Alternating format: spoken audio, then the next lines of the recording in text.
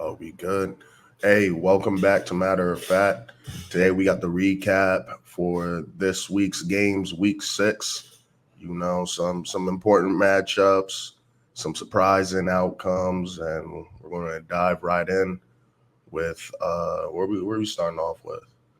The I what mean, it's a Jacksonville? you want okay, yeah, we could do that.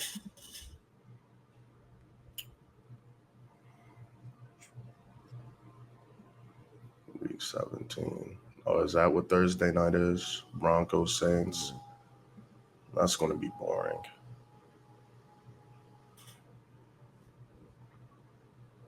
All right. This was one of my picks in like love lock.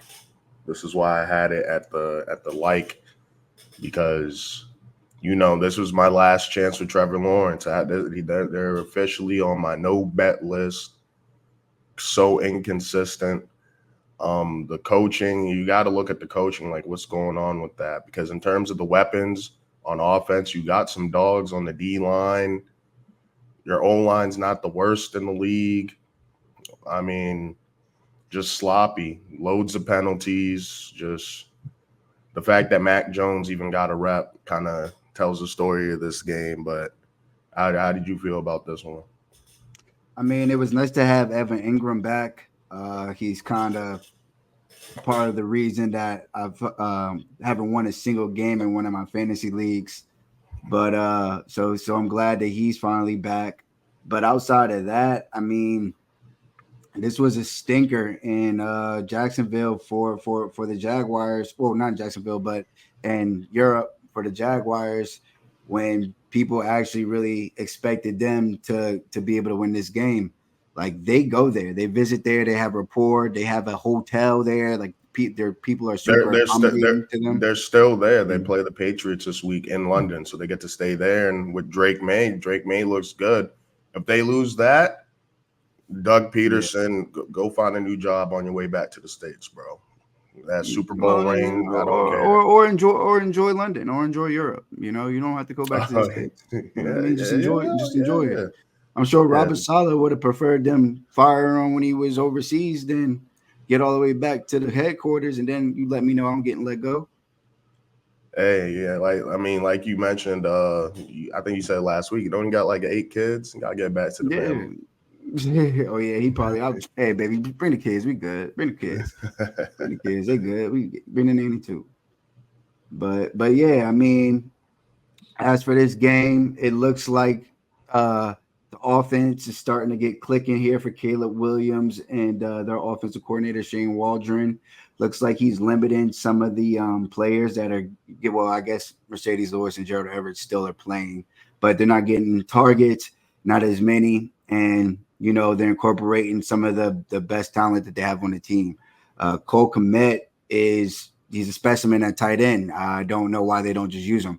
And Nah, for real, for there's real. He's nice. He broke a tackle on the way to that touchdown, and I yeah. know this is unrelated to his skills, but I think he has one of my favorite touchdown celebrations. That little home run joint goes so Mhm. hard every Former time, baseball yo. player. Oh, He's is a he? former baseball player. So That yeah, that's yeah, even he actually I harder. believe. That's Mhm. tough. That's tough. But I love that So celebration. Caleb Williams going against NFL defense had an efficient game.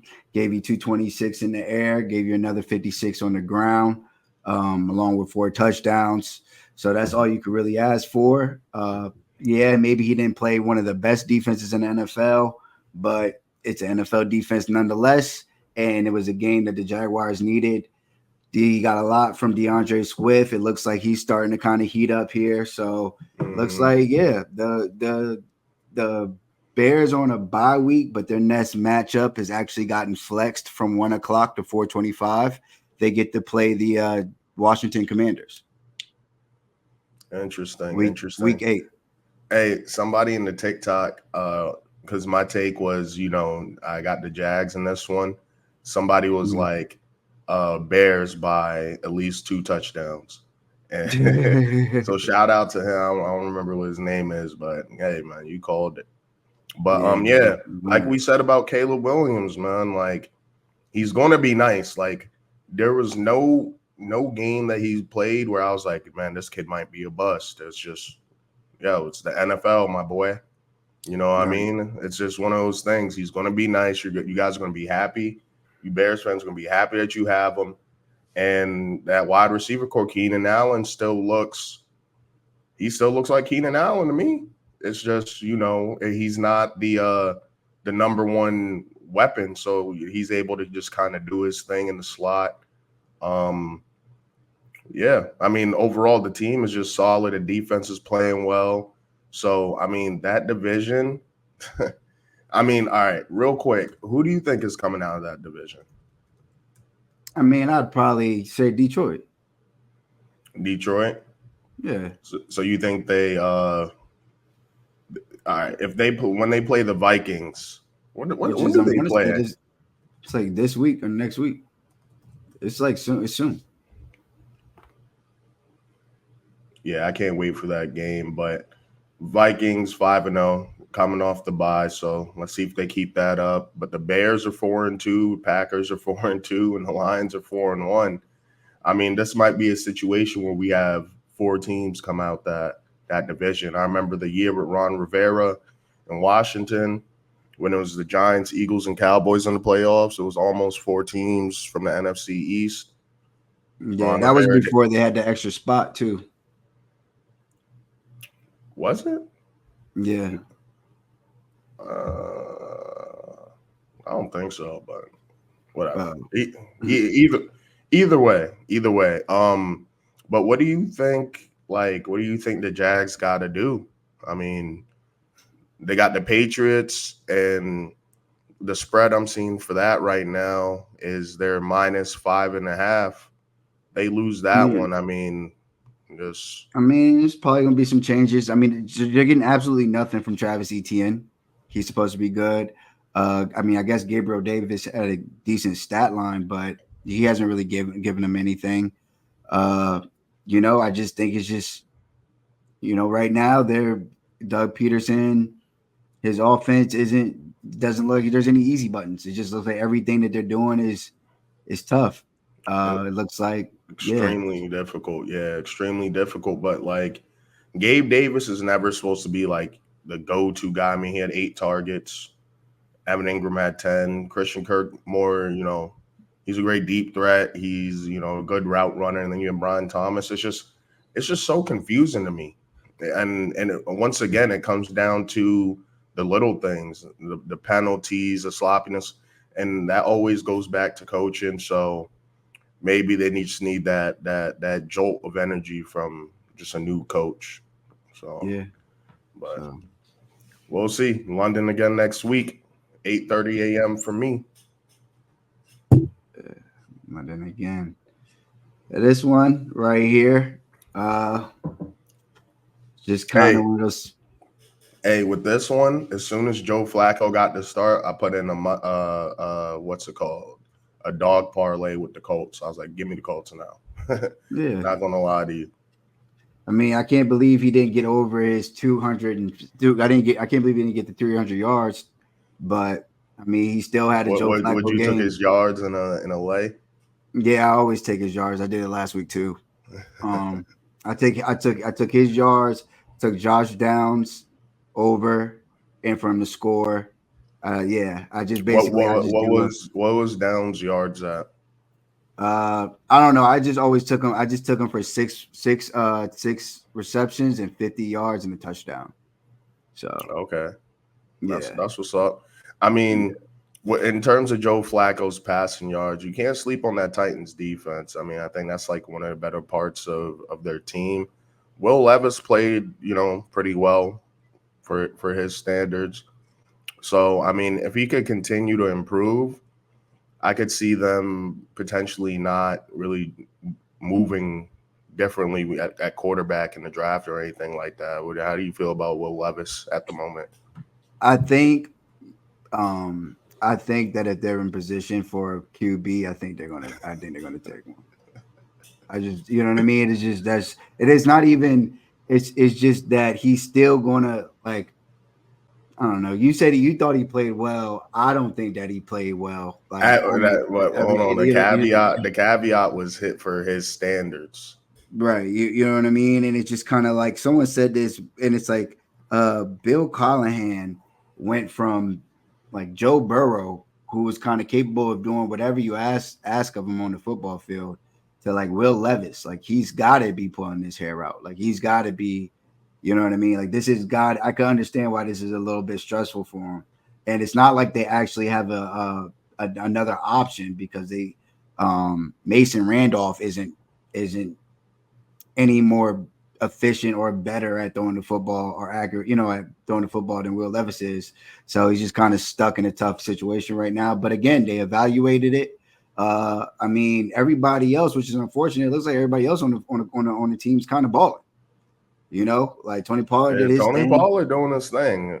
I feel like y'all should have kept him. Why did y'all let him go? You wanted more money? Because the bread.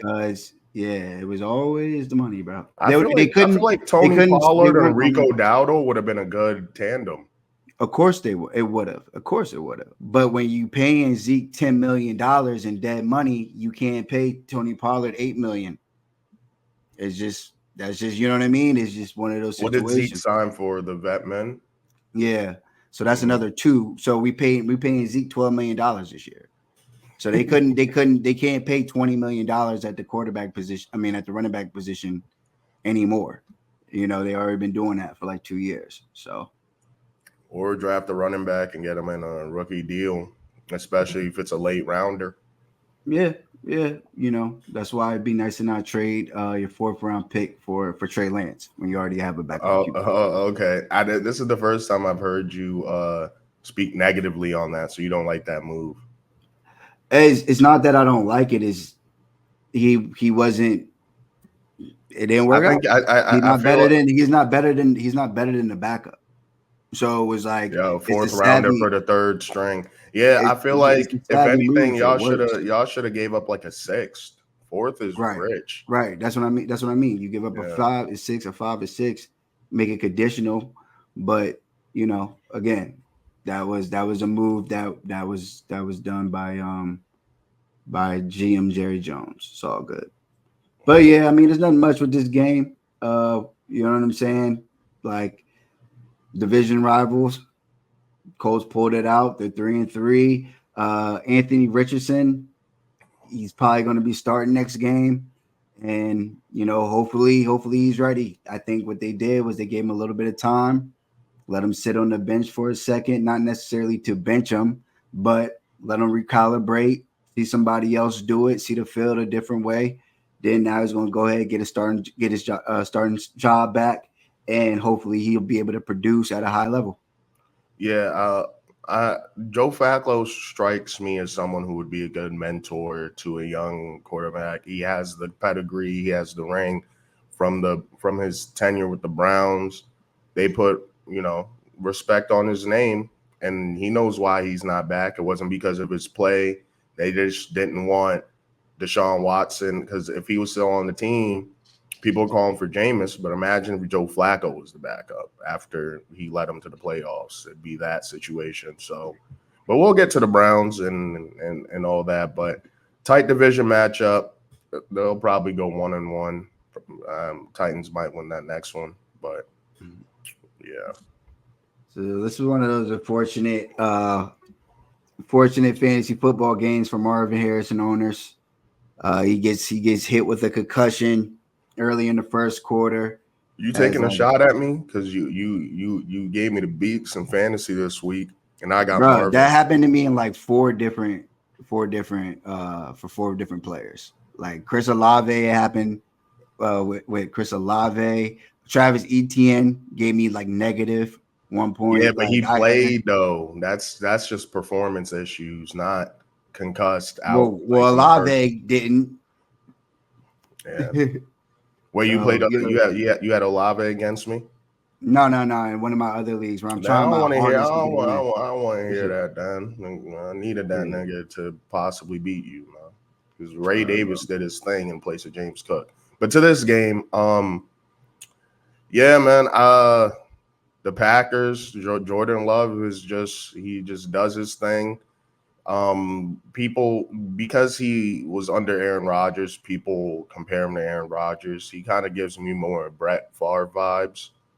Um, he's risky. He takes risk. He's not afraid to sling it, and then they have weapons galore between Yeah, Christian Watson, Romeo Dobbs had two, and that's a great game for him given the drama. Christian Watson had his back. Everyone had his back. I mean, I didn't think that situation was nothing, but people like to blow up news and whatever. But Romeo Dobbs is gonna be fine. Jaden Reed did his thing. Josh Jacobs, not a bad game. yeah. Yeah, just cooked them. The Cardinals offense is just I don't know what the deal is with Kyler Murray. It's just I mean, I think Green Bay has underrated defense, and for like sure, for sure. I yeah, think there's a stat like they have like something like multiple turnovers in every game or something like that. Xavier right. McKinney signing is looking great. Shout out to him, So yeah, former Giant. I think it's just one of those situations where you know better team. I mean, Packers are just as good as Detroit is. So you know what I and mean. the And if and they're the not, if they're Vikings. right behind them, right in the Vikings, like if they're not, they're right there. They're right behind them. And you know they didn't get it going on the run in the running game. If they don't do that, you can stack the box, make Kyler throw. Trey McBride, I love him. Like he's playing like he's one of the better tight ends in the league, which that's what a lot of Oh, people drafted easily. him as. So it's nice to see him healthy, getting back out there doing his thing. I mean, in reality, like that is Kyler's number one target, as it seems. So he's been averaging close to like 9 targets a game then in every game that he's played, damn near. Sometimes it hasn't worked out that way, but basically it worked out as well as you would want it to, outside of him possibly scoring a touchdown. But that game's going to come, and odds are, if you get the game where he has 8 receptions, 96 yards, and a tutty, you're either close to winning your game for game of the week, or you won it off of that right there. So you know what I mean. As long as everybody else just gets to their average numbers. So yeah, shout out to Trey McBride. Yeah, and Jair Alexander made his return, so that's helpful. Quay Walker with 11 tackles and 10 of them were solo. So Yeah. he did his thing.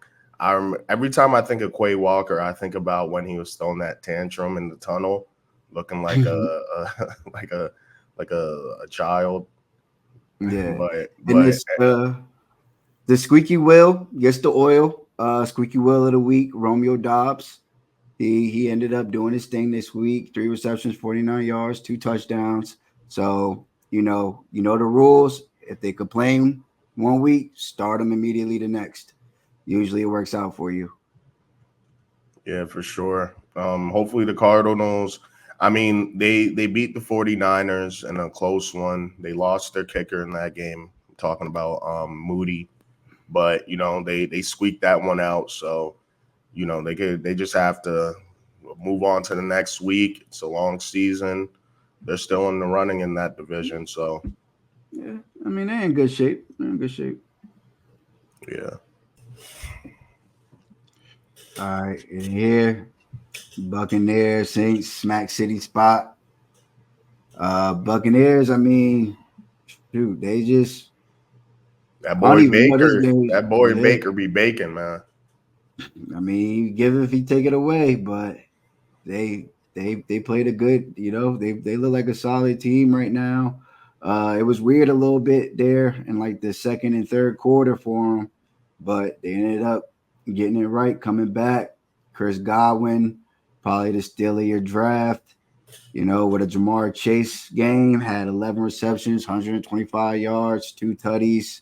I mean, Sean Tucker. Now, Sean Tucker, the thing about Sean Tucker was that before last year's draft, he actually was an NFL draft prospect, like probably going to be like a day two pick, second or third round pick. But when he was going through the process or right before the draft process started, he was diagnosed or they found out that he had some type of heart issue. And when he found out that he had a heart issue, that kind of made his draft stock plummet all the way to being undrafted, and that's how he was picked up. But this is a legitimate football player with vision and speed. So it's nice to see him have a game like this to close it out for the Buccaneers this week. Probably one of the top waiver wire pickups potentially. I mean, 10 yards a carry. yeah, we'll see because it's like he did all of that. Like when I mean, like it was good, it looked good, but he did all of that in garbage time, like when they were just trying to run the clock out in the fourth quarter, like the last like 2 or 3 drives in the fourth quarter. But the coach said that he's done enough to warrant getting a possible, creating a possible three-headed monster. It's just how many times are you going to be running the ball for 50 times a game to run out a game. But I do think that I mean, if he was a part, it was only 28 combined for the running back, so it's not even crazy for trying to run out the game. well, right. But I'm saying what I'm more so trying to say is like I think like he's electrifying enough that they're going to try to incorporate him into the game script or whatever. But if you have two other healthy backs and you trust Rashad White to be the third down pass blocking back, you know what I mean? And Bucky Irvin, he hasn't really done anything to lose the touches that he's getting too. It's just they're going to have to get, which I think they can do it, but they are going. Their offensive coordinator will have to get creative with how he incorporates him into the offense. Yeah, I mean, shit, it makes the Bucks even scarier that you run Rashad White a couple times. All right, now you have a healthy Bucky Irvin. All right, now we have a healthy Tucker. Like that, it's not good for your fantasy team, but these teams are trying to make a run in the playoffs, and that's what you like to see. Mike Evans goes down, Chris Godwin carries, PPR machine. It's just crazy how consistent that duo of Godwin and Mike Evans is. So, yeah, Spencer Radler did it looked pretty decent though. Yeah, He had his moments. yeah. I mean, it looked like a good backup quarterback. You know what I'm saying? Like, oh, okay, he can do his thing for a few games, and that's what it's going to look like as of like that's all you can ask for from a rookie fourth round pick. Like, you know what I mean? I don't think no one was saying Yeah, necessarily. he had to throw it 40 times. Obviously they were pretty depleted. Olave went down. Shaheed didn't really get super active, but he did have what, like a kick return touchdown, I believe. Yeah, he had a kid So, return for a so touchdown. he's dangerous in special teams. But yeah, I mean, wasn't they weren't healthy. I really think Taysom Hill is an underrated part of that team in terms of how creative they can get, mixing him in with Alvin Kamara, some trick plays and things of that nature. But with the Saints OC, I feel like once they're fully healthy, I think they could get rolling again with Rattler. Do you think when Derek Carr returns, he's getting his start Yeah, back? yeah, yeah. I mean, Rattler's good. Like, I mean, it looked like okay, cool. It's like we got something with this guy, and sometimes that can be enough. Like, he doesn't have to be the full, like a full finished product, but it's like, all right, he can do some things. Kind of like when Willis came in for Jordan Love earlier. Malik Willis played for Jordan Love earlier. They didn't make him do too much, but then at the same time, it's like, oh, okay, we kind of got something in this player. We don't need him to be a franchise quarterback, but it's nice to know that if our guy is gone, we don't have to rush him back because we're worried about the backup quarterback having to play and losing us 3 games in a row, and now we're out of playoff contention. So again, there's a place for it in the NFL, and it looks like the spotlight's not too big for Spencer, and that's all I like to see from rookie quarterbacks is just seeing them get in there and be able to play. I mean, he had 5 sacks, 2 interceptions, so it wasn't like it was all sweet, but at the same time, you're gonna have growing pains. So at least he could bounce back from that. get 240 yards on him. Yeah, this game was kind of strange because no points for the Saints in the first and the second quarter. They scored 27 and they went scoreless in the second half. And the Bucks the game was closer than the score. Fourth quarter, Bucks turned it on, dropped another 20 on them, 50 Yeah, burger. So yeah, man, the Bucks looking dangerous. I think it's between them and the Falcons really because the Saints are just a little bit too inconsistent for my liking. They go down to 2-4, but yeah. we'll see how they look at full health, what decisions they make at quarterback. Because Saints fans are heavy on Twitter, and I could tell they want Rattler to start. They're over the Derek Carr Because he's experience. new. He's new. Everybody loves the backup quarterback. But again, remember why I believe that Jake Hayner was the backup quarterback originally, because you know what I mean. People would be calling for Spencer Rattler. Like Spencer Rattler didn't have the greatest game. This was a regular. This if that was Joe Burrow, that's a bad game for Joe Burrow. You know what I mean? But everybody they can ignore when he throws two interceptions, or they can ignore when he doesn't get rid of the ball quick enough because they like Spencer Rattler. They're rooting for him to do good. I So they mean, ignore all that. And rightfully so. I mean, he got thrown into the game. I mean, hey, the Saints are playing on Thursday, so what's Derek Carr's injury? I mean, they've already said that he's not going to be playing for a few weeks. Like he's not going to be back until 3 or 4 weeks. Yeah, so I could see if Spencer Rattler could beat the Broncos. They just lost to the Chargers. It was pretty much like a hardball beat down. Like you're getting beat down, but they're not putting up crazy points, but they're stopping you from scoring and they I give you don't think. I think this would be the one time where I got Sean Payton winning. This is the one time where I got Sean Payton whooping on the Saints. okay. Yeah, I can see that. Bounce back game. Get them boys together. Your boy Bo Nix, your favorite Mm-hmm. rookie quarterback. Hey man, he winning games 4-2 or four. Well, 4-3, 4-3 now. 3-3, 3-3 now. I'm looking at the week 7 just complete lineup. Oh yeah, so Lions Vikings this week. That's definitely gonna be a game of the week. Chiefs Niners, Ravens Bucks Monday night. We have another Monday doubleheader. Yeah, Cardinals Chargers. That should be interesting. But yeah, let's get to the actual game of the week for this week. Um, Kind of went how I expected. I had the over. Austin had the Ravens covering in our betting segment. But Jaden Daniels played well, but Lamar Jackson's just that guy. How'd you feel about this game? I just feel like this was just a game that the Ravens were going to win. Um, it was a little sloppy for him at the beginning of the game. They drove, ball gets deflected off of Charlie Collar's hands. It's an interception. But again, defense played well enough to get a few stops, and it's essentially one of the games where the Ravens were able to score more touchdowns than the Commanders were. You know what I mean? The Commanders had to kick a few field goals that ended up being, the difference in the game. Uh, it's just yeah, and again, Jalen Daniels had another solid game and was going against a good defensive line. Him and Terry McLaurin still playing solid ball. Noah Brown is over here doing his thing. This is kind of just what Noah Brown is, man. He just can play with these rookie quarterbacks. He knows how to get in the area and sit down when he playing zone. Not too special, nothing too crazy, but he can do 4 for 58.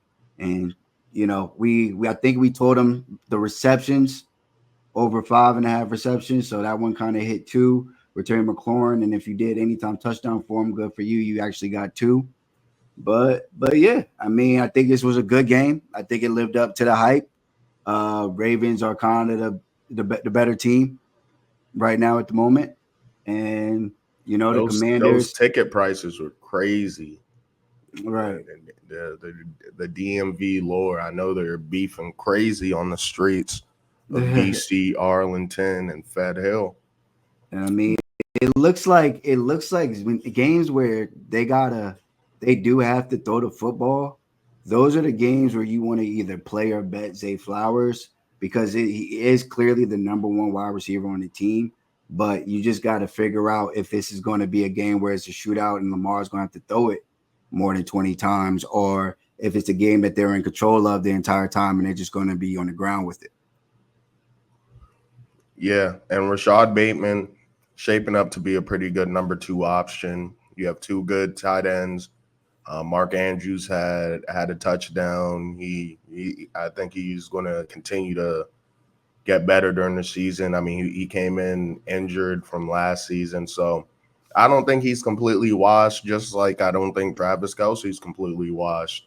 As soon Travis as Kelce, I don't know about I that. mean, Not hey, completely washed, but Mark Andrews, he looked like he could not run in the beginning of the year, and like he looked good out there this week, and so he might just be getting back right. He might just his body might maybe getting in shape. I mean, we forget like these cats come back from broken ankles and shit like that. Like this man broke his ankle less than a year ago. You know what I mean? Like his whole fibula or whatever. And now he's back on the field. Like it might take a little bit to get accommodated to, and also had to deal with a car accident right before the season started. So, yeah, and that's there's the some thing time. fans have to keep in mind when it comes with these players. They have the big names, so you're expecting a lot, but they're human, bro. Like you said, he broke his fibula. He's returning from that. Like give him a little bit of time. I know that you Mark Andrews fantasy owners been pretty disappointed, but all the tight ends been kind of disappointed. But it looks like they're starting to step up and be starting to live up to their ADP here. But yeah, we'll see how Washington does against the who they got this week. They got the Panthers. So Yeah. hopefully that's not a trap game for them. They're home, and yeah. But that was a fun game. That was a fun matchup. Like you said, it lived up to the hype. Shout out to Jaden Daniels, definitely looking like top rookie, but I don't think rookie of the year is a lock if Caleb Williams keeps playing how he playing. Well, it's gonna be a big game for him this week. So, or next week when they play each other, which is why I got flexed to 425. Wait, And wait. here, The Commanders Bears got flexed for what, week 8? yeah,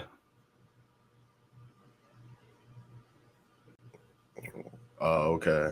All right. True. All yeah, right. they punted the Eagles to 1 o'clock.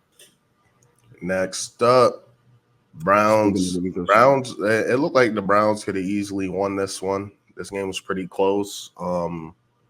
If you're an Eagles fan, not sure how you feel about this game. It's great to get a dub, no matter how you get it, but just you're expecting more of a dominant performance. 9.5 favorites, one of the biggest spreads of the year. And I think that's just kind of based on what the Eagles have been in the past. AJ Brown made his return, and I think this offense is just a different offense when he's available. So I mean, when him and Devontae Smith both are available, I they mean both Devontae came back. Smith. Oh, right. So Um, they pretty much contain Saquon, Myles Garrett playing his ass off. Now with the Browns, when do you think, if Deshaun Watson is still looking like that? I mean, no touchdowns, decent completion percentage, but I mean, it's weird because there was a point in the game where he was like 11 for 11. So it's kind of weird because he had the yips, but then out of nowhere it kind of clicked for him for a second, And you know what I mean? Obviously, he's still dealing with the sack situation, holding on to the ball too long. But I mean, this is one of those things where management is making the call, and management and the owners, they Like, paid the we paid money. you all this money, like we're just He's gonna ride it out. he's going to be out there, and I mean that's just kind of the situation when it comes to them right now. I mean, basically, Kevin Stefanski walks up to the podium, and the first thing out of his mouth is, "No, I'm not benching Deshaun Watson. What else do y'all have to ask?" Like that's basically what he's saying to him. So it's just one of those situations where the money's going to play. They kind of already have conceded defeat, getting some nice compensation for Amari Cooper. Ended up getting a third, and I think it's a pick swap of the seventh. Um, Pretty much what I thought that Amari would be warranted based off of his age and production in the league. So Now, that's a good. That's what pick did y'all trade him for? We traded him for a fifth, but we Okay. also, but we also, the Browns took on his contract. So they took on his contract and gave him a new restructured his contract or whatever, or extended him. Whereas they ate some money on this deal, which is why you get a better pick. And Right. that's just kind of how the numbers and the draft picks and compensation works when you go talking about veteran players in his position. That usually is how it kind of gets done. Somewhere between like a 3 and a 5, depending on who's taking on the money or whatever the situation is. Yeah, and the Bills, they got Amari Cooper, pick swap 6. They got the 6th pick. They gave up a 7th, and the Browns also got a third. So not too bad. Um, but yeah, that is pretty much them mailing in the season. And it's funny because they're getting Nick Chubb back potentially this upcoming week. So it's like, all right, we got Chubb back, but Amari Cooper's gone. Now we're relying on, I guess, Jerry, Judy, and Njoku. Yeah, and I So mean, Cedric Tillman will go ahead and get some work. And Tom Moore, Elijah Moore will get some work too. So I mean, I think it's not the end of the day, the end of the like I don't I know. think I they're guess just trying now to it's get they're evaluation mode. It's like, all right, now let's evaluate. Let's see what we can evaluate. Who we can evaluate right now. Amari Cooper. We kind of did him a favor. We shipped him out of Cleveland, sent his ass to Buffalo. I guess it's a favor because Buffalo's at least going to be a contender, potentially. But Cleveland to Buffalo ain't that much of a difference. yeah, it's so cold out there. But yeah, I mean, shout out to Cooper. I mean, that offense for the Bills is gonna be looking crazy. But yeah, they gotta see what they have in Jerry Judy and some of those other weapons. I think they were just trying to get younger and kind of prepare for the end of the Deshaun Watson era, pretty much. Right, right. And as for Philly, I mean, it's a weird situation because essentially, like they're not they're 3-2. They're 3-2. They're above 500, but yet it always feels like they've lost. You got the head coach apparently yelling at fans, and then after he yells at fans, he's got his kids with him at the podium, so nobody will using his kids as shields, so nobody will ask him tough questions and all that. They just got a lot going over there, and I just think it's super surprising that their culture is like that, because even though like you said, it wasn't the best game, it was a sloppy game, they ended up winning. And they they still have enough talent to compete for this conference and for, like, obviously for our division. But in terms of the NFC East, I mean NFC in general, like they should be focused on trying to get the number one seed or trying to get a bye. But they're over here acting like they're 1-4. They just, I don't know. The vibes over there is just, I could tell they like us. They just not having fun. They just not having fun. Yeah, I mean Sirianni. I hope they keep him for as long as possible. I hope they give him an extension. But yeah, that was a really bad look. Oh, he apologized. and you see he shaved his head. Well, like what is that about? Is that new Yeah, me? I don't know what that is. You shaved your head as some new me shit. You kind of have a gut now. Feel like that boy is stressing over there, and then you shave your head, and you're acting peak Sirianni, yelling at fans like, I mean, it bro, ages you're you. a coach. You're a coach. What do you like? Have you seen that before? Uh, A coach you're just going at his fans and they come out with a dub, like it's just strange. Like yeah, but again, this is what hey, this is part of the deal when you take on the personality of your coach.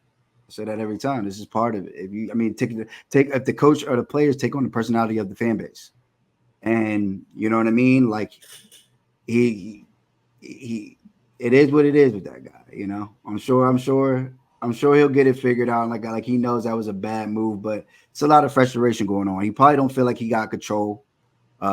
He doesn't call the plays, and Jalen he couldn't doesn't pick it. He didn't pick his coaching staff. didn't pick. Yeah, so it's like it doesn't seem like him and Jalen got this utmost respect for each other at all times. So I just think that it's a tough situation right now. Yeah, it could get stressful, you know, and I think he's having a hard time handling it. Emotional little boy. Hey man, they got us at home coming up week 7, so we'll see how that goes. But Texans Patriots, man, you were tripping with this pick, man. Patriots to cover against that defense, rookie quarterback. I was Yeah, not touching this but game. again, it's cool. Like I'm, it is what it is, bro. You know, I was like, all right, let's see what happens. Who knows? He might surprise him. And he made it a game. It was fun there for a little bit, but I mean, the Texans were always in control of this game. They were always going to win the game. They was always going to smack them up. So it is what it is. Like that's who the Texans are.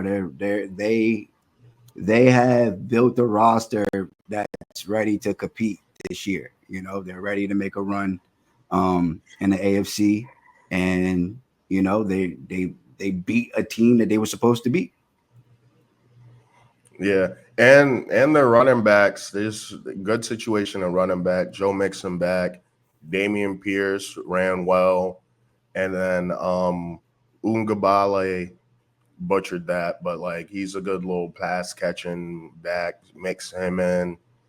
Um, they dropped 40 without Nico Collins because CJ Stroud's is a real point guard out there. Well, I mean, and now and then it's like, okay, CJ Con. I mean, Nico's gone. We just insert Tank Dell into getting more targets. You know what I mean? We just insert. We already got a little rapport with Stephon. Boom, get the work, Steph. You know what I mean? Like this is why they made that trade for this situation right here. You know, if Tank Dell goes down, okay, all good. We got Stephon and we got Nico.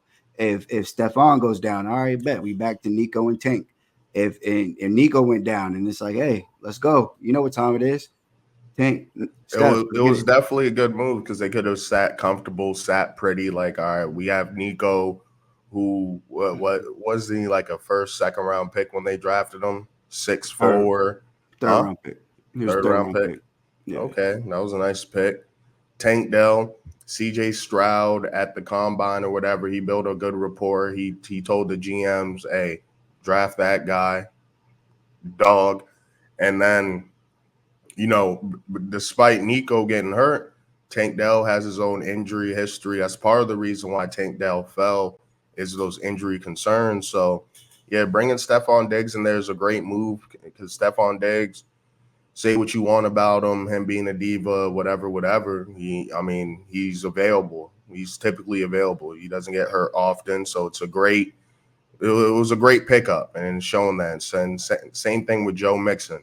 You have Damian Pierce there that you recently drafted, but when Devin Singletary was in that backfield, he stole, he stole that spot as running back one. So they're like, all right, we're going to upgrade here too. So they're just charging up. They're making good moves. Shout out to Nick Casario doing a good job over there. But This is a spot where, yeah, you just got to beat the Patriots. Part of the reason why the Bengals, they wish they had that Patriots game back because then they'd be Situations like this. yeah, they'd have 3 wins in that division right now, and the Steelers are going to be above 500. That's what Mike Tomlin does, and the Bengals really got to get it back in blood to do something. But Drake May played well. He got everybody involved. Demario Douglas, super underrated receiver. Hunter Henry, um, just a solid, consistent, tight end. Good security blanket for the rookie. And even Butte got involved. I want to see more from Jalen Polk, their second round pick this year, rookie. But typically wide receivers, like rookie wide receivers, they kind of get going at the later half of the season. So I expect him to get more involved in the offense.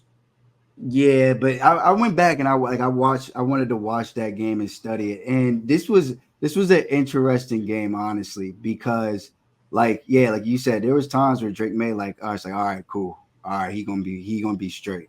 The line was blocking, but then there's times where like, damn, this motherfucker just got crushed. He just got smacked. I mean, there was a few times where like he was struggling getting up, and it's like almost it was one of those games where everything was right about Drake May. Like it was, you could see the talent, you could see the Toughness. juice. Yeah, the toughness for sure. But you could see the energy that he brought to the offense, especially for producing. Having a Demario Douglas who looks like he might be a solid option for him from here on out. They kind of, after like the second quarter, they started picking it up a little bit, started getting a little rapport out there. And the cool thing with Drake May is that he is 6'4", 225, so he can get out. Part of Drake May's bag is that he don't mind running the football. And he got 38 yards. I think I want to say the over for his rushing probably stopped at like 28 and a half. So people were smacking that all week. Like it started at like 22 or 23 and it got up that high, and he Which is still went well crazy. over. Which is crazy for him not having a NFL start yet. I mean, he But played garbage time in one of those Patriots games, but hey, but that being that, but I but mean, that, if that you got he averaged like 60 yards a game rushing at North Carolina. So I think they kind of just were like, oh, bad offensive line. He's willing to run it. He might have to run it. yeah, All he things. might have to improvise and try to get him back into the game. Yeah, that Right. was that was a good bet to take for So sure. But yeah, again, it's kind of back to the conversation we had last week where it didn't necessarily make sense for them to come out and say, no, we're not going to play them. But then you don't play them versus your division game, the division rival the week before. And then after that loss, you decide like, all right, let's throw them up against one of the potential contenders in the AFC. How bad could it be? And I mean, you did. You got a little bit of both. You got a little bit of I don't know about that, and you got a little bit of okay, all right, we can work with this. So which is why I would prefer if they just started him against the Dolphins and then if you're going to put we them out against the Texans, yeah, yeah, it's like, all right, we're just gonna throw you in a fire. Like we picked you third. We shot down trade offers from the Giants and the Vikings. Vikings fans, for some reason, think Dexter Lawrence is available. We passed on JJ McCarthy, and your team wanted to trade up for Drake May. So I don't understand you throwing a kid who's out for the season with Sam Darnold playing how he is. What I, it's goofy. I think they're trolling at a certain point, but it just shows yeah. They're just not used to. They're acting like they're going to go like 17-0. Like I mean, they're like, like oh, we're contenders now. It's like last time I checked, y'all had the 11th pick. Y'all had the 11th pick last year, and we gave y'all the beats in the playoffs like 2 years okay, ago. okay, So all right. I guess you got some personal beef with the Vikings. I thought we was yeah, I okay. do. Go ahead, I'm okay, they're pissing me off. yeah, because I'm like, I They're mean, pissing I me don't off. think. Like I don't think that JJ like even if JJ was available, like obviously Sam Darnold was always supposed to be the starter. And if he had the same season as he's having right now, you know what I mean? It's like They again, wouldn't put him that in. one makes Yeah. a that yeah, that it would make more sense for them not to, because instead of being 1-5 like this, like the Patriots, they'd be 5-0. So it's like now we're gonna just roll with the hot hand, and JJ gets to sit for that year, and then this thing, this the glad like this the potion or whatever is working for Sam Darnold, like it is going to run out eventually. You know what I mean? Like I don't think that I think that even when you're watching their games, you still see the Sam Darnold blunders. It's just that they have a good And they're offensive not coordinator. they're not finishing games like super Right. That's crazy what I because mean. That's what I'm against saying. the Packers they're up 20 points Yeah. to 0 1 point, and then they only That's won what I'm by saying. The 2. offense, has gotten stagnant over these games. They're just close. They're just winning them, which matters, obviously. But yeah, I think that even though probably we wouldn't see JJ at this point, it's still nice to have him, because we know, like, all right, when it's time, he'll be ready to go, and he'll probably know the offense and all that. They're set up over there. I mean, I get everybody probably wants their teams to get better, but I mean, they set up over there. They look like a pretty strong roster. No, no, for sure. I mean, they're undefeated for the hell.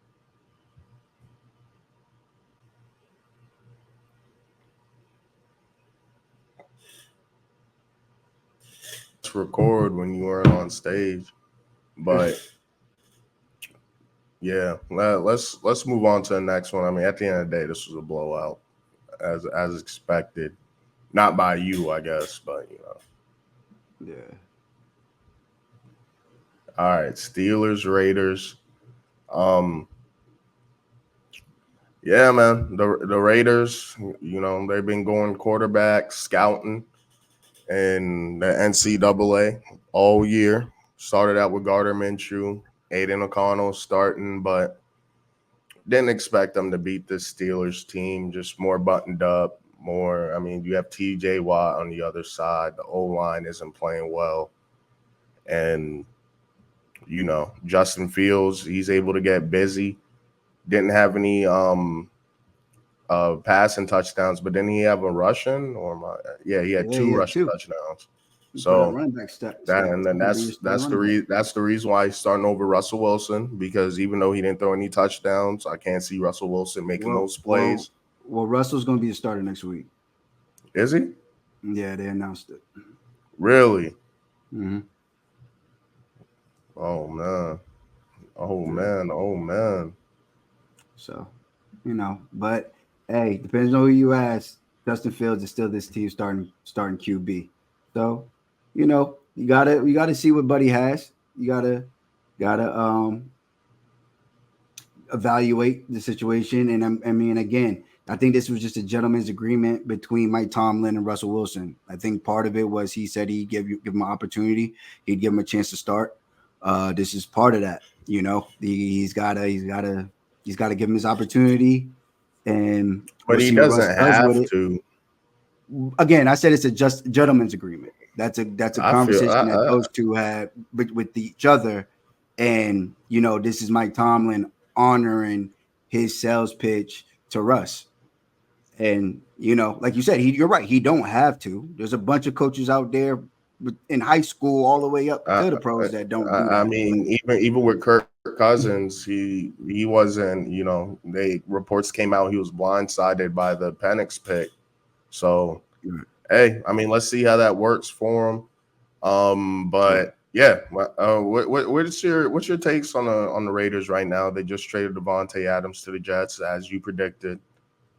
Yeah, I mean, bro. I mean, I shout out to the Raiders. Like they knew that they had the Jets by the balls, and they took them to the shed. They were like, "Yo, we want a second round pick. We talking to you. We want a second round pick." Oh no, we ain't give it. Jets trying to talk like they not about to give it, bro. You giving it up? We see, you know what I mean? They see ESPN, they see all of this. Second round pick, and we talking to you. We want a second round pick. And that's why you had the rumor that came out before the game on Sunday that the Raiders might not trade Devontae Adams at all, that they were good. And it was like at the end of the day, they didn't have options. There was one place this cat was going to, and it was New York. And they knew that New York would give them what they asked for. And what New York ended up giving them. I'm seeing it's a conditional third that could become a second if Adams becomes a first or second team All Pro. All Pro. And wait, they got to go to the NFC Championship or something like that also. Or if they make the AFC. Those type of dealings is funny. I like that they're able to do that though, those conditions. Right. And no, but that's not even the craziest part. The craziest part is that the Raiders got all of Devontae Adams' money off the book. They didn't take on any of his bread. So they got that conditional third that could possibly be a second, which probably won't be, but still, they got that. They got that in there if this ends up being a nice little run for the New York Jets and Devontae Adams gets back to his, all pro form. But then also they got that number, they got the numbers off the books. Like they got everything that they asked for in this trade. So, yeah, definitely a good move by the Raiders. I mean, you guys aren't competing right now. You don't have a quarterback. Y'all went Brock Bowers in the first. Didn't feel good about any of the quarterbacks left on the board after Penix, JJ, May, Daniels, Caleb all went. I mean, who else were you going to get at quarterback? So definitely going quarterback in the first round. They have a decent nucleus in Brock Bowers, Michael Mayer whenever he comes back, Jacoby Myers, Trey Tucker looks pretty good. So yeah, get the young guys in there. It's kind of similar to the Amari Cooper Browns trade. It's like, right. Yo, and we just got Jerry Jeudy. Just draft well too. You got a little bit of ammunition for that trade up. If that's a situation. All right. Well, now we got an extra third. We won't say second, but we got an extra third, and we got our own second. We got our own third. Now we got a little bit of ammunition that we can use to go ahead and move up a few spots to go ahead and get us a franchise guy, and also still draft to get a nice little weapon for him or whatever. Via C.J. Stroud and Tank Dell. Yeah, did you see the Pat McAfee? He's Aaron Rodgers is always on McAfee. I think it's like McAfee Tuesdays or whatever, Aaron Rodgers Tuesdays, and Devontae Adams was in the cut. That was pretty tough. I could tell it's gonna be a jolt to the offense and just the locker room. How do you think it affects Garrett Wilson? I think it's gonna. I think it's definitely going to put a dent into his production for sure. But again, man, I don't know. It's just there's just something off with this Aaron Rodgers thing, and I might be the only person that feels that way. But it's just like even he did throw Mike Williams under the bus with the game losing pick. Said he ran the wrong route. And if you peep. Breece Hall didn't get a single touch on that last drive, and he was also wide open as a check down on the play where he got the interception. And they were like, yo, he's so wide open, he can go ahead and get the first down. But, hey, Aaron Rodgers don't want Breece Hall touching the ball. I'm Aaron Rodgers. I want to win this game. I want the glory. You know what I mean? That's Aaron Rodgers. This is Aaron Rodgers. And the first thing Buddy did after getting his coach fired last week was throw another player under the bus. Come on. How do you think that locker room is actually looking at him?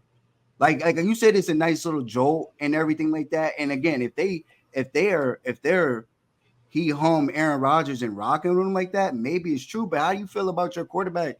Damn, you just do Mike Williams under the bus like that, bro. And then your man slid in through the red eye, so now you threw Garrett Wilson not getting. He was just eating.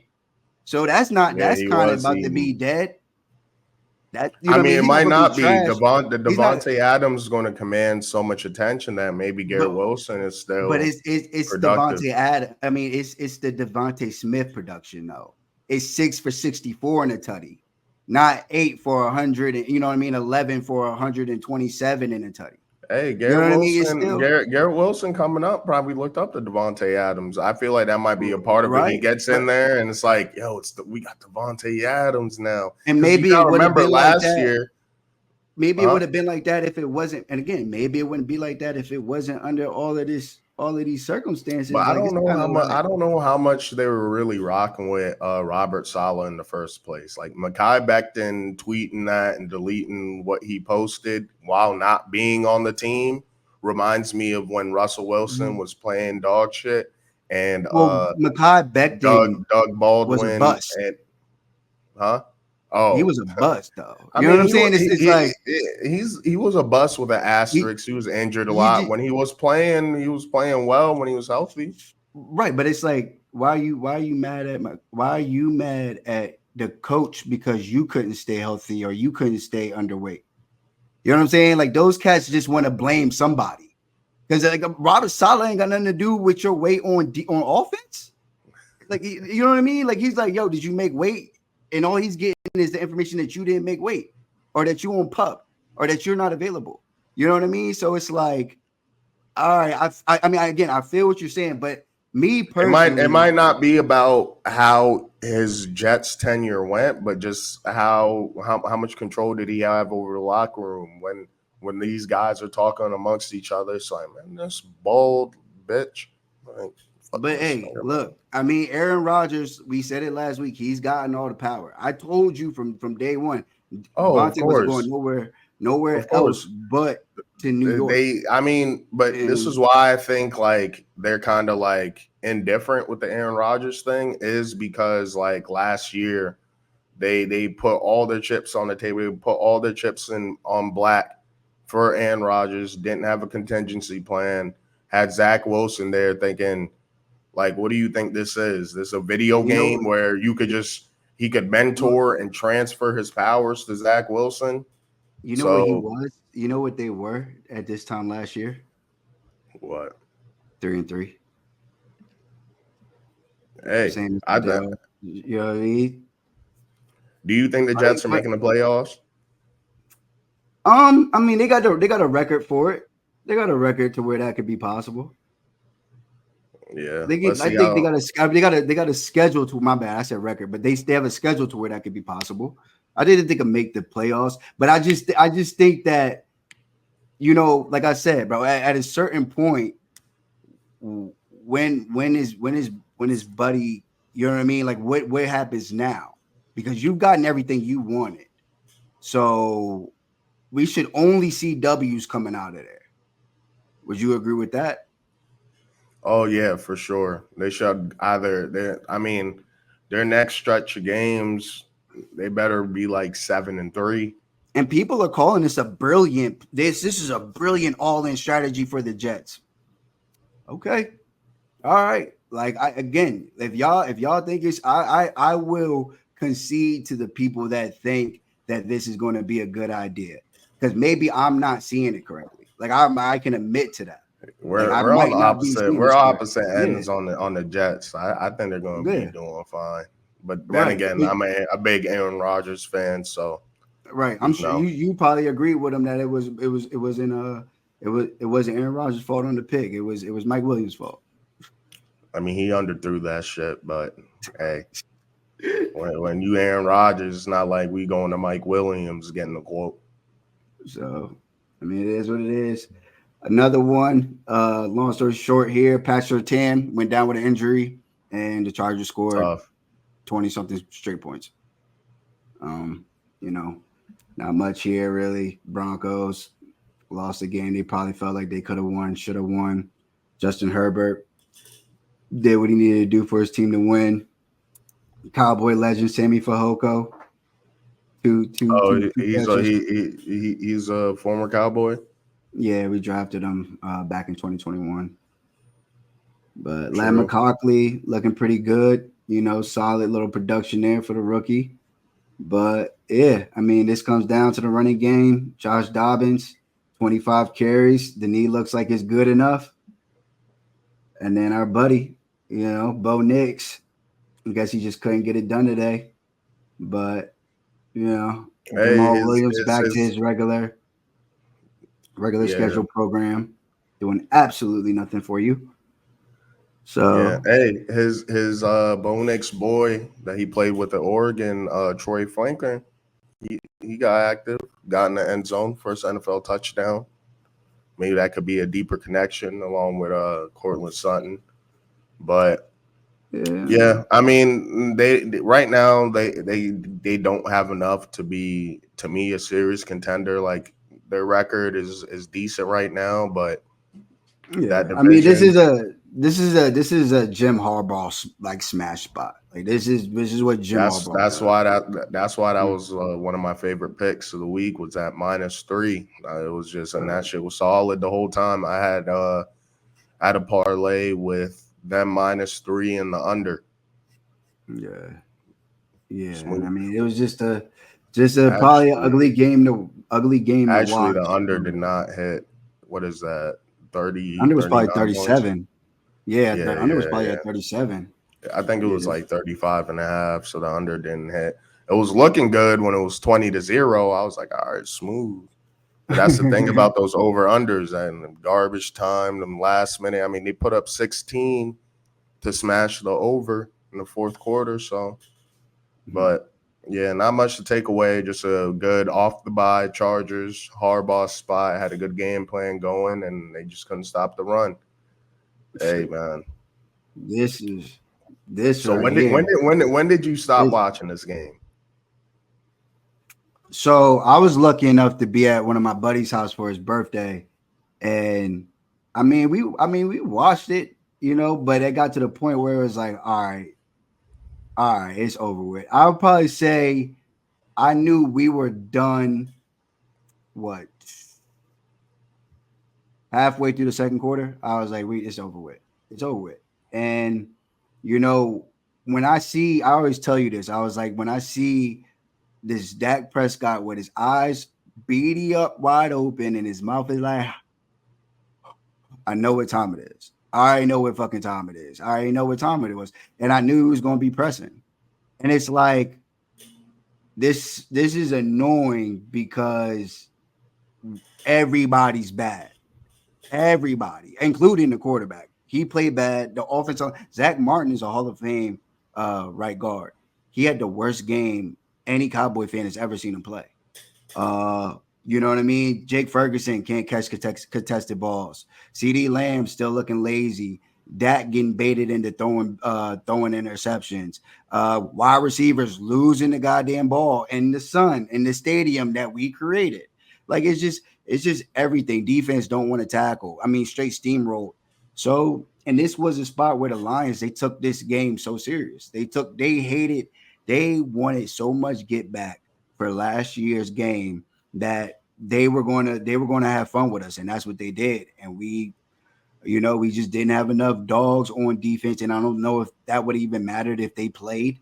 And this needed to be for us to even have a chance. This needed to be at least a balanced offense uh starting out, and we're starting out with Ezekiel Elliott. Like we're playing Ezekiel Elliott. Ezekiel Elliott had more carries than Rico Dowdle in the first half.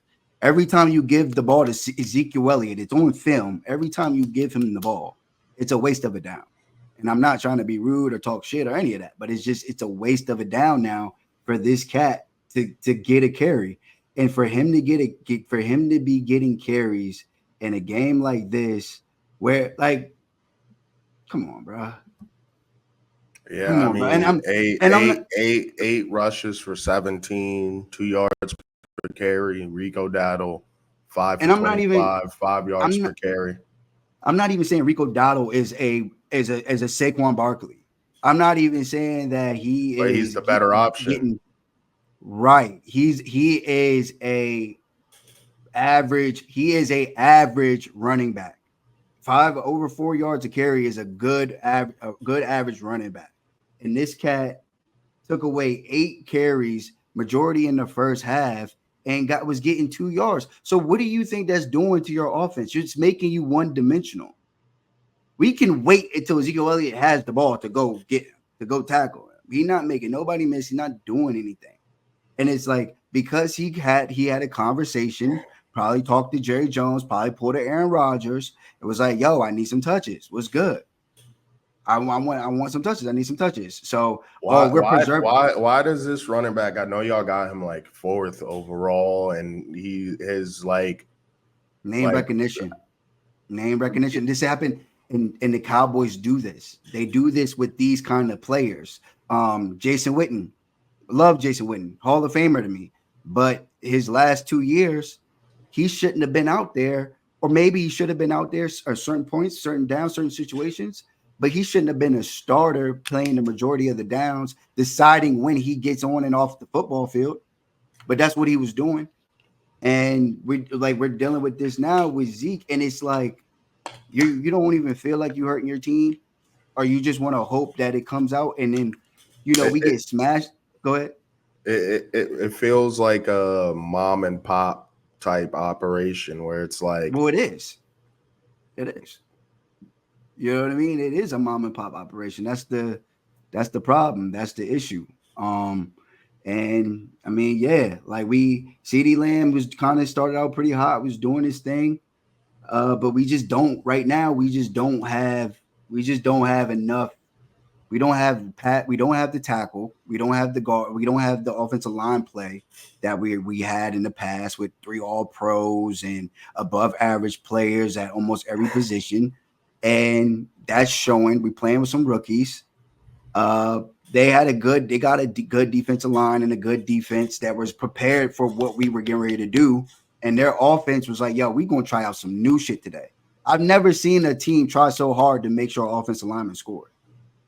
Yo, O-line eligible it was crazy. 6, 7 times. I had a lineman wide out at time. So disrespectful. But like I said, bro, once you showed me that Sun God like interview where he was talking about your boy and Jordan Lewis, and I think didn't he DM St. Brown and called him a bitch?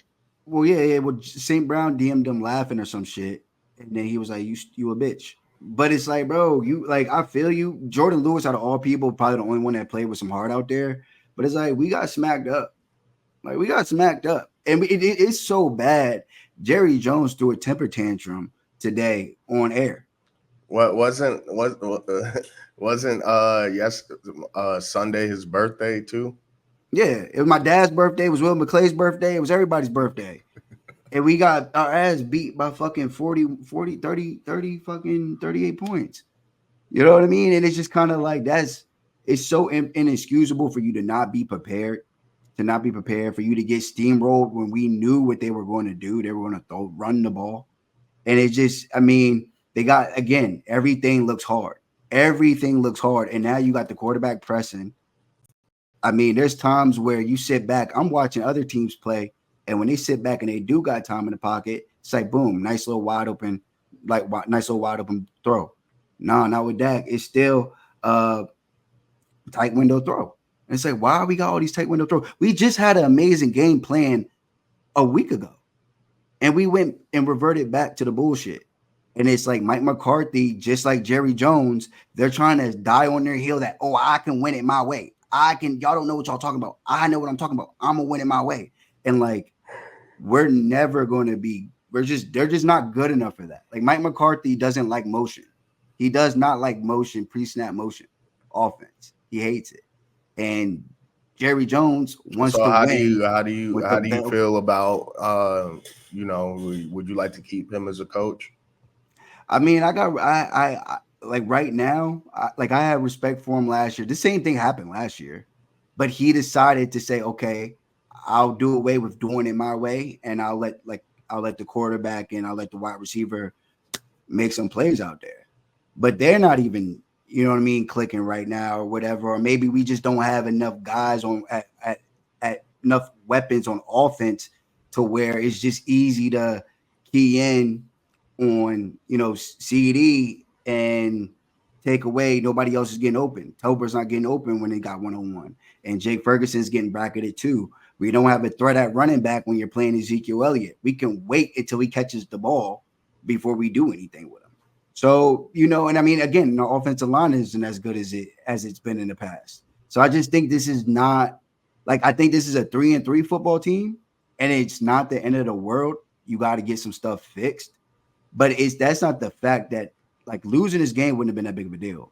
Getting smacked like this, and then Jerry Jones going on the radio today talking about, "Come on now, I'll replace all 5 of y'all. I can replace 10 of y'all. This is my show. This, that, and the other thing." To the radio guys asking questions, talking about that all they are is some cats with a microphone. It's like, bro, you're the one who lied to your fan base. You lied to your fan base. You lied to your fan base, and you said that y'all were all in. And I never believed it, and it never upset me. And that's why I was explaining to you, yeah, we're not getting Derrick Henry. We never called. You're like, why not? Bro, we not all in. This is a soft rebuild. And he want to blame Dak Prescott's contract for the reason for all of that. But little, like, do you know if you would have extended Dak Prescott 2 years ago, 3 years ago, when he asked you, his number wouldn't be this high. His number is this high because you made it this high. You wait. Always waiting too long. The longer you wait, But the price goes up. the NFL is early, going to continue making money. The cap continue going to go up. The wide receiver market yeah, going up. The quarterback market always going up. But in yeah, terms of the Lions, I mean, they did what they typically do. David Montgomery and Gibbs, best two-headed monster in the league. And then that boy Brian Branch had a career game, 2 picks, a forced fumble. yeah. He was all over the place making plays, impressive plays. So They just, yeah. I mean, they were ready again. They were prepared, locked in, focused, ready to play football. And we came out trying to try some shit. Like they don't know their and then identity. they ended up And, trying some shit. right. Because they It's can. crazy, like how the amount of trick plays that they have in the bag to even just show these. Right. They say, Like yeah, when we got you're up 100 like, more. yeah, we got about 50 more trick plays. Don't worry about these ones. And you know what's funny about all this? If Ben Johnson wouldn't even get an interview with us. Wouldn't even get an interview. Why? Jerry Jones wants experience. So we gonna be like, I mean, this is what it is. Like, this is what it is. Uh, and again, like I said, it's not the end of the world, but they gotta look in this, they just gotta get better. Everything looks bad. Everybody looks bad. The team played a horrible game. And it's like it's one thing to lose, but it's another thing to get smashed out like this. At the end of the day, you 3-3, and you still got like, you still in position for it to win your division, get a wild card spot, but you're not winning nothing looking like that. You know what I mean? You just not. And especially against these NFC North teams, it feels like the team representing the NFC in the Super Bowl is going to be from the North with how those teams are playing. So I Right. don't know. But I We'll mean, see. It's a football's, long yeah. season. I about to say it's a long season, and you never know what happens. Again, like Aiden Hutchinson's out, and I kind of feel bad about that. Yeah, But that's tough. it, That was a heartbreaker.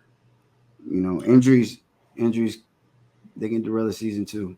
But nonetheless, here, nice little game from everybody. Nice little stat game for the Falcons playing the Panthers. Uh, Start your guys against the Panthers. Simple as that. Start your running backs against the Panthers. Tyler Algier, 105 yards, touchdown. See, Start defenses against the Panthers as well. you're right. And yeah, but pretty decent game all around. Kyle Pitts, another second game in a row over 70 yards. So he looks like he's finding his footing in this offense. Drake London definitely finding his role. Again, another wide receiver, 1 game, 6 receptions, 74 yards and a tutty. 10 targets. It looks like they kind of That's what I'm getting saying. It's between them and the Bucks. I mean, in terms of the weapons they have, between Bijan, obviously, Tyler Algier, Drake London, Darnell Mooney is looking like a smash pickup. And then Ray McLeod will make his plays here and there. So lots of options. And then obviously Kyle Pitts, despite, not looking like he was worth the fourth, but still an elite player, elite football player. He has all the potential in the world. With the Panthers, I mean, this season's just kind of a mail it in. hey, we drafted another quarterback. Like, you just kind of have to make those decisions. Unless, I mean, do you think we'll see Bryce Young at all this year? Maybe it's not. It's a long season. He just needed this. He just needed to take a break. Like he needed to sit down and recalibrate for himself. Like he needed to do that for him. And it's a long season, so maybe he comes in November, or maybe at the back end of the season, and he plays well, and he can end the season with you know something to kind of build on. He still has that potential, and they're better off with him on the team, or seeing if they can build him back up. Uh, Maybe he wasn't ready to start, but now that he sat for a few games, he's seeing the game differently. He's calmed down. He's getting better. Maybe he goes back in and he's able to at least give us some of that potential that some people saw in him that got him to be QB1. Um, I think the but best case it's too scenario for too the hard to tell. Panthers is depending on their games at the end of the season. The last game of the season is always like division games. A couple games, show his stuff, try to make him look as good as possible. Trade him in the off season before the draft. Give him a new Yeah, start, cut a fresh start. if you want to cut your losses, but again, I'm not a Panthers fan, so I build a Panthers, build the franchises. That's a whole episode on its own when it comes to these cats, literally. Yeah, I mean, not much to say about this game. It's the Panthers. If they pull an upset, it's something worth talking about. But this is how I expect a lot of Panthers games to go for the rest of the season. So, all right, these guys, uh, extremely annoying game for me to watch. Defense is playing great. I don't know who else has held the Bengals to 17 points, but this is a winnable game. Yeah, to me, Joe Burrow had no touchdowns, rare. After that shootout with the Ravens, it's just look, man. I mean, just Daniel Jones just isn't good enough. Like, if he could play how he was playing these past couple games consistently, we wouldn't. The fan base and the media wouldn't be at his neck. But if you just look at the film, just his reads, you just all right. First read, yeah, it's supposed to go to Wandell. Yeah, he's double covered. Bro, look to the side. We have a guy open in the flat. We have a guy open over top. What are you looking at? Andrew Thomas didn't have a great game. Trey Hendrickson got home a little bit too much. Trey Hendrickson was looking like TJ Watt. Just extremely annoying game to me. The silver lining is Tyrone Tracy was doing his thing in the receiving game too. Once again, former wide receiver. But yeah, I mean, this is a game where when your defense plays this good, all you got to do is put up some points. And is the Bengals defense like that? I'm pretty sure everyone's been scoring on the Bengals, but we can't. The Bengals been scoring on everybody. They don't score on us, but we can't score on the Bengals. So comes down to the offense. Daniel Jones didn't play good enough, and the Bengals needed this one. I mean, you lose to the Patriots week one, then you lose a bunch of close ones. You lose to Lamar in overtime. So I kind of, coming into this game, I really wish the Bengals won that game, emotional, high-scoring game. But, their backs against the wall. Just a tough spot for us, but the defense played well. The Bengals got this one out, and we'll see if they're able to keep climbing that division. It's looking tough though with the way Lamar Jackson and the Ravens are playing, and the Steelers are going to do Steelers things. You're going to have to deal with that team having being over 500 in the mix for either the wild card or winning the division outright. So see what the Bengals could do. Giants season's not over. Got the Eagles this week. They didn't have an impressive showing against the Browns coming off a bye. The NFC East has swept the Browns. Eagles, Commanders, Cowboys, Giants, all beat them. But I think in terms of point differential, the Eagles had the worst. They beat them by 4, 9.5 favorites.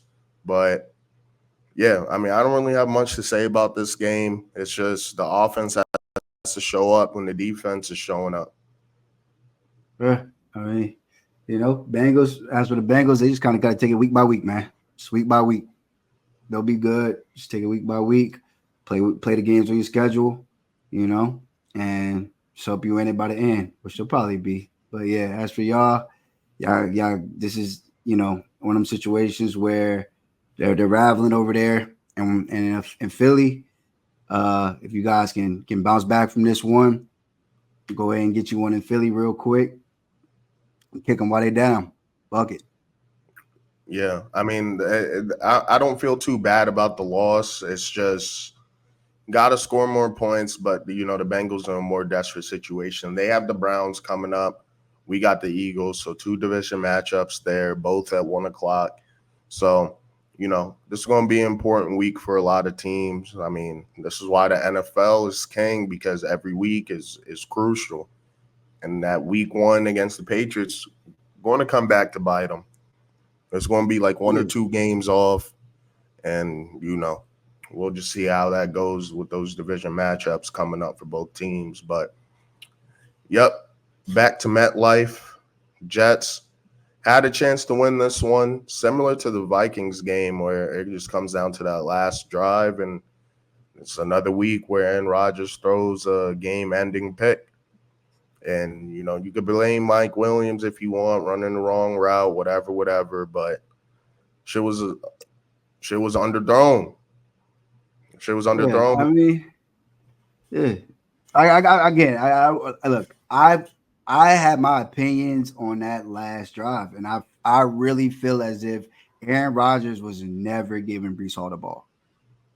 I felt like he was not giving the ball to Brees Hall. I felt like after those missed field goals, he was like, "F it, I'm going to win this game with my arm."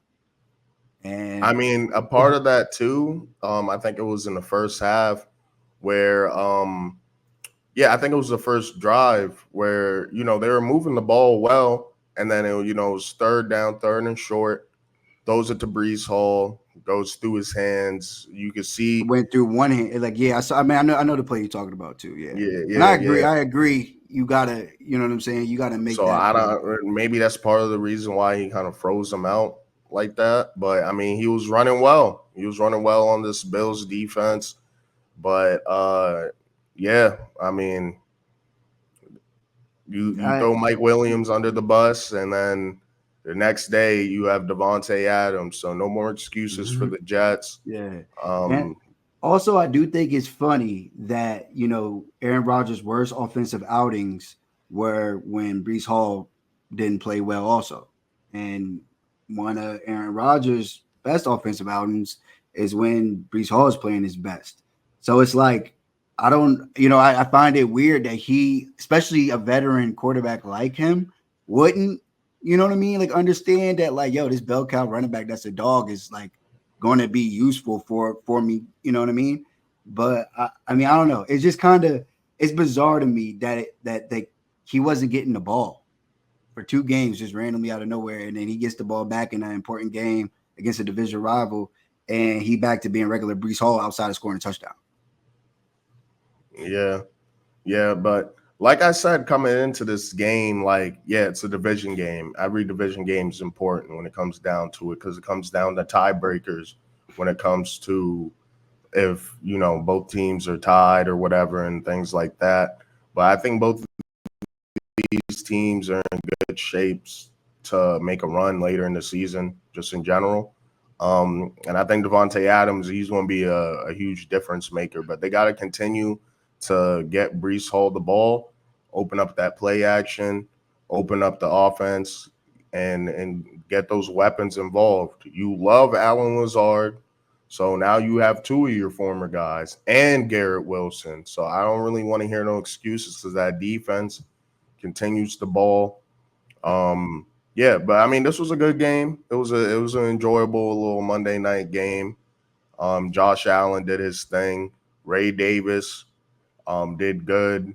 Well, did real good in place of James Cook. So I'm hoping when he's back, they kind of do a two-headed monster thing with that because he's just a big physical runner, hard to take Mhm. down, goal line back. And James Cook, he's shifty. He's good in with the pass catching. He's good at finding those holes and hitting them. So I mean, the Bills are looking good. And it's funny because the Jets just got Devontae Adams, and now the Bills have Amari Cooper to go along with that offense because I don't know what the deal is with Keon Coleman. He was supposed to be that guy, but maybe he'll get more active He's a with rookie. Amari Cooper I mean, garnering that attention. yeah. I mean, like again, I've and from literal experience with the same player, uh, you know, you got Curtis Samuel, Keon Coleman, Khalil Shakur, Matt Collins. Who's supposed to teach Keon Coleman how to run professional routes? Who's that number one? Who's that, like, not even trying to troll, but who's the Stephon Diggs to tell you those, this is how you get inside out, boom, boom, boom, boom, boom. This is how you set them up. He outside of the wide receiver coach, outside of the coordinator, he don't got no wide receiver one to teach him how to be a wide receiver one. And now he's about to get Coop. And I'm telling you, his game will probably, I mean, Khalil Shakur probably will be the most beneficial once he's healthy.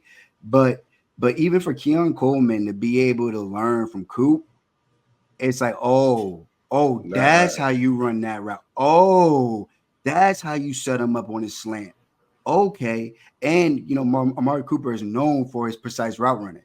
So, you know what I mean? It's one thing to tell a player how to do it, but now you got a cat in there that even though he's older, he still can demonstrate and he can still run those crisp, clean routes. And he got a guy like Amari to get it to him. So I think this is going to be you think this as is a benefit. bigger game changer than Adams to the Jets? I think so. I think so just because there's room for this. There's no Garrett Wilson over there on the Jets. If there was a Garrett Facts, Wilson, they wouldn't have cried for Amari Cooper if they had a Garrett Wilson. facts, You know what I mean? facts, It's like facts. it's so like there's room for Amari to come into the room and he's actually not stepping on nobody's toes. Right. You know what I'm saying? He's if anything, he's filling the gap, and Josh Allen's done a good job with limited talent at the receiver position of Right. distributing that ball and showing, hey, Diggs, it wasn't this whole offense.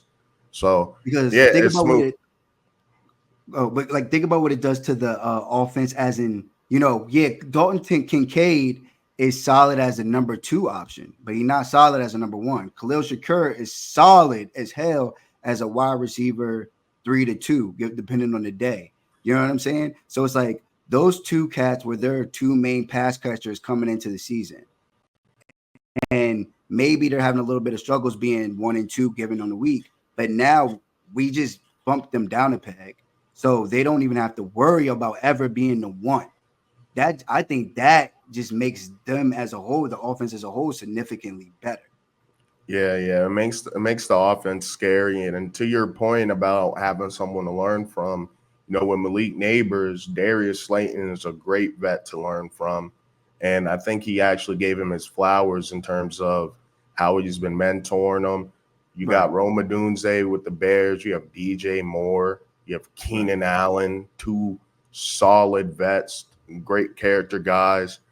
Um, yeah, Brian yeah. Thomas It goes a long Jr. You way. got you got Christian Kirk over there, Gabe Davis. Say what you want about him. Then when Marvin Harrison, hey man, you didn't do the combine. And your dad is a top 10 receiver all time. Figure Go it to out. him. All right? Yeah, figure it Go to out. him. Yeah. So you in a different conversation. Go figure that out. But besides that, it's a good point. So I think Keon Coleman will come alive. Like I said, these rookie receivers typically turn up in the later half of the season Yeah. anyway. Yeah, like one thing about wide receivers like Keon Coleman, like Roma Dunze, if he's on your roster or he's on as a free agent, He's on the free agent on the waivers on your waivers. The thing about those cats is you didn't draft him for a Unserious, week.